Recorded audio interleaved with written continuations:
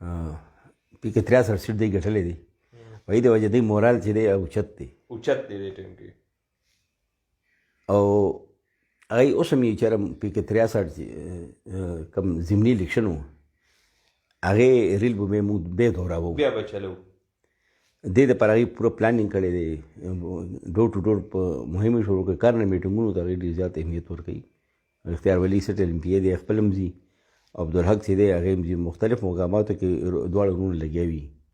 ورسره چې کوم نظریاتي ورکر دی هغې ډور ټو ډور کمپین هغې ته حواله کړی دی